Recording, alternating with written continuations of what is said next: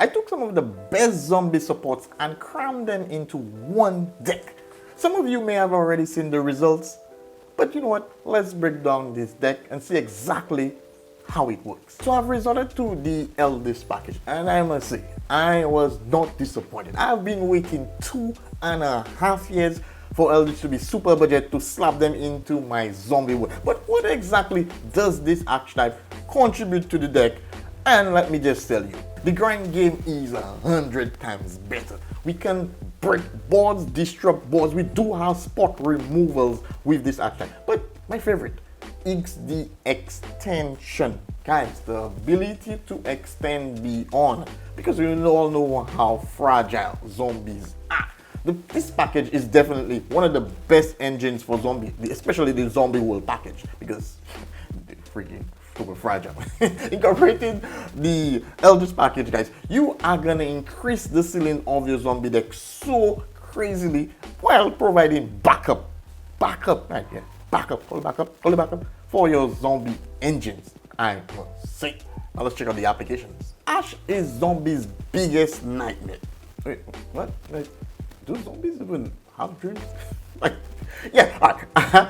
Ash is zombies' biggest nightmare because it really hurts when you get Ash, especially your starters, and there are very so few of them. You zombie being that, it really hurts. But adding the Eldlich package allows you to extend. Like I said earlier, it also allows you to do so much. Like, you'd always go for the coastline in the hope it gets Ash, which I think is a good card to Ash. I'm just saying. But the opponent doesn't, and it's still okay if they tend to Ash the uni-zombie, right? Because the fact that we've already gotten our search, like I said, this is why I love the Eldlich, it allows you to extend your play. And this early on play, and you're gonna see what I mean by that, because now that one depends on what monster you have in your hand, and two, it still doesn't really matter what monster you have. The reason why I said this, because how now being cheap is a big strategy with zombies. How zombie combos are just so spicy, it cannot be avoided. But in other circumstances, you just may happen to have a zombie in your hand, like Roguzuki, for example. Right? Roguzuki, for example, it easily allows you to get a second monster in the field. And then in this circumstance, we are gonna go into Gozuki. Gozuki is gonna activate the effect. And also, what is also spicy about this, which for some reason I didn't mention earlier, is the fact that Zombie easily gets Golden Boy to the graveyard, and you can just use the Golden Boy effect to send your Eldland to the graveyard to special summon itself or zombie from your hand, which we did. And you're gonna get an effect anyway. And we have two monsters in the field, and we're gonna go for full combo here, guys. So like, normally Ash would just destroy us here, but like, yeah, we don't really care anymore. We don't really care more. And this is what is so good about the Eldlich package. The new vampire support is a big win for zombies, because they are zombies, and I must say they are super good. Vampires contribute also in the board breaking aspect, but they also provide you with the comeback OTK smack clack spicy factor, and I must say, oh my goodness. Let's see the applications of this one. The vampire strategy has multiple ways of breaking board, and this here is one of my favorite. Like, you rarely get to see this because most zombie decks don't have much level 8 or higher to tribute monsters, or monsters you get to tribute. But Second allows you to tribute your opponent monsters. And you tend to see this a lot in the vampire deck itself, which is one reason I love the vampire deck. But zombie world, yeah, you don't get it much. And this is just so interesting, right? And this clip here shows the full extent of the vampire support or the vampire package in the deck, and it does have some form of flexing and in flexing. This is where it flexes. Oh my goodness, this was such nice flex. All right, so this is where you're gonna do your multiple of board disruptions, like, because the vampire engine just allows you to just pick apart your opponent's monsters, use them, go into multiple exceeds, and it just goes on. Like, despite this attempt, we're still gonna get this monster come to our field, and with the vampire support, the exit monsters, once you have any of your opponent monsters they automatically become the level you want that. Well, 5 or 6. It depends. And then Sheridan does stuff. You're gonna pop, get a special summon, we get a level 8, boom here, go into 2 level 8, and then the vampire meal. Oh, it just goes on, and as you can see, the opponent field is actually most likely is gonna be cleared here.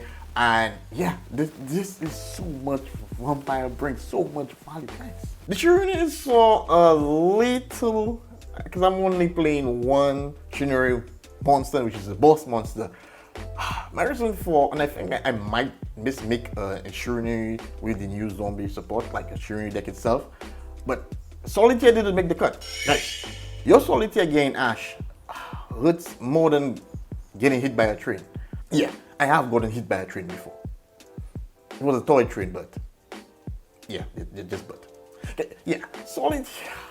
He just couldn't make the cut. Couldn't make a cut. But we have our Sun Saga, and Sun Saga doesn't target and flips to cards. And we all know how good that is. So here's the core zombies with the new support. Just slapped in the new support. I got one of each new support, just slapped them in there, and they work perfect. So this is pretty much the core of your zombie deck, which is usual, man. But I'm gonna say, man, Gozuki is so good with the new support. Gozuki works so great with this support. I cannot complain. That time I even played it at 2. You can even try the 2. It worked nice. I just wanted to make space. For some reason, I really wanted it to be 40 cards. Most time I don't bust my head on that, but yeah. These are the non-engine cards, and let me just tell you, man, the amount of value these cards add, right? Tons of values. Extend, board breaking, and control. Now, for those, if you do not have Rediffusion, there are cards you can just opt out.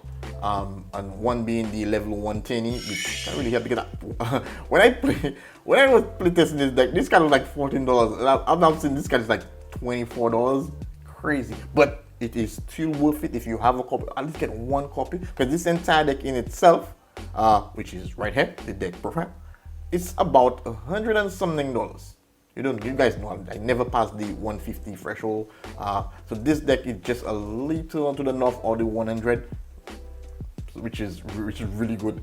There are other cards you can slap in there. If you have Ice Dragon Prison, oh my god, Ice Dragon Prison is so good in the zombie profile, zombie strategy. But you know, I gotta keep it cheap, guys, just in case. So you can take out the Rediffusion. It would decrease the deck to almost $100. But all I can say about this deck, guys, this deck is a combo master. The deck can grind and it controls perfect. So you can gain everything in one. My only qualm with this zombie strategy, or a budget zombie strategy, is the lack of magic and trap negation. Yeah, I know most of the more expensive deck does have access to Baron. We don't. And guys, don't worry about it, guys. Don't see these guys playing the expensive cards. Don't worry. I playtest this, and you know, I played against some of the most expensive decks. It didn't change a thing. I got even in the match because, you know, sides. I got even in the match and still came back because the deck grinds like a grinder. Wait, that sounds like a grinder, right? Guys, hope you enjoy. If you guys got any value from this, drop kick the like button. What happens when you put all the best zombies in one deck? This happens. I don't know when I'm going to pop it, but this happens. Check this video out. Take it, guys. Stay safe.